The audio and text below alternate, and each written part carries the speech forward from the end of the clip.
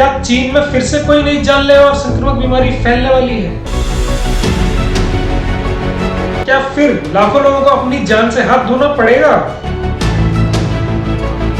नमस्कार दोस्तों, drug today medical times में आपका स्वागत है। पिछले कुछ दिनों से चीन से कुछ ऐसी खबरें आ रही हैं जिसने लोगों को एक बार फिर चिंता में डाल दिया है। चीन में फैल रही अज्ञात किस्म की निमोनिया बच्चों को प्रभावित कर रही है। इससे यह सवाल पैदा हो रहा है कि क्या कोविड जैसी महामारी दोबारा दस्तक दे रही है? यह निमोनिया क्या है? आइए इस वीडियो के माध्यम से समझने की कोशिश करते हैं। लेकिन शुरू करने से पहले आपसे अनुरोध है कि यदि आप इस चैनल को पहली बार देख रहे हैं तो स्वास्थ्य समाचारों और चर्चाओं पर अपडेट रहने के लिए जरूर सब्सक्राइब करें और नोटिफिकेशन बेल को दबाना ना भूलें। क्या यह बीमारी WHO द्वारा बताई गई डिजीज एक्स तो नहीं है, जो कि कोविड की तुलना में 20 गुना अधिक लोगों की जान लेने की क्षमता रखती है? चीन में हाल ही में pneumonia, mycoplasma pneumonia, respiratory syncytial virus और घातक कोविड-19 सहित सांस संबंधी बीमारियों में उल्लेखनीय वृद्धि हो रही है। इस वृद्धि की आधिकारिक तौर पर चीन के राष्ट्रीय स्वास्थ्य आयोग द्वारा घोषणा की गई है, जिससे चिंताएं और बढ़ गई, जिसके चलते WHO ने तत्काल जानकारी उपलब्ध कराने के लिए कहा है। चीन की सरकार ने इस पर अभी तक कोई ठोस जवाब नहीं दिया है। उसने कहा है कि वह किसी भी संभावित आपदा से निपटने के लिए अस्पतालों और समुदायों दोनों में इस बीमारी पर निगरानी रखे हुए है। हालांकि इन कथित प्रयासों के बावजूद हड़कंप तब मच गया जब 21 नवंबर 2023 को उत्तरी चीन में बच्चों के अज्ञात निमोनिया से पीड़ित होने की रिपोर्ट सामने आई। क्या है यह अज्ञात निमोनिया? WHO ने इस मामले में चीन के डॉक्टरों और वैज्ञानिकों से संपर्क साध लिया है। उत्तरी चीन में स्थिति बहुत खराब बताई जा रही है। अक्टूबर के मध्य से पिछले 3 वर्षों की तुलना में अधिक लोग फ्लू जैसे लक्षणों से बीमार पड़ रहे हैं।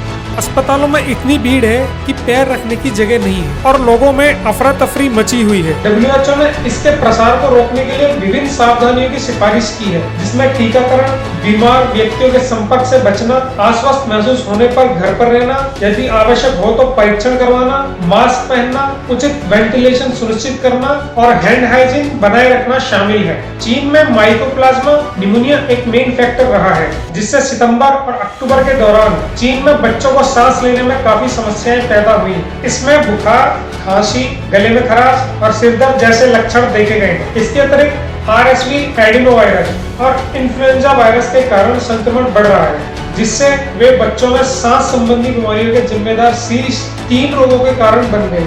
इस क्षेत्र की एक प्रमुख हस्ती डॉक्टर लियू शियुन ने इस वर्ष को माइकोप्लाज्मा संक्रमण के लिए बड़ा वर्ष करार दिया है, जो प्रकोप की केंद्रित प्रकृति पर प्रकाश डालता है। डॉक्टर लियू जैसे विशेषज्ञों की इंसाइट को समझना महत्वपूर्ण है, क्योंकि वे इन स्वास्थ्य चुनौतियों से निपटने के लिए प्रतिक्रिया और रणनीतियों का मार्गदर्शन करने में महत्वपूर्ण भूमिका निभाते हैं। चीन में सांस संबंधी बीमारियों का प्रकोप वैश्विक चिंता का विषय है और इसके प्रभाव को समझने, प्रबंधित करने, कम करने के लिए अंतर्राष्ट्रीय सहयोग आवश्यक है। जैसा कि हम आगे के अपडेट की प्रतीक्षा कर रहे हैं, सूचित रहना, स्वास्थ्य निर्देशों का पालन करना और इन सांस संबंधी रोगों के प्रसार को रोकने के लिए चल रहे प्रयासों का समर्थन करना महत्वपूर्ण है। यदि यह जानकारी आपको पसंद आई तो इस वीडियो को लाइक करना ना भूलें। इससे अपने दोस्तों और परिवारों के साथ साझा करें और नीचे कमेंट बॉक्स में अपने विचार लिखें। स्वस्थ रहें, सूचित रहें। देखने के लिए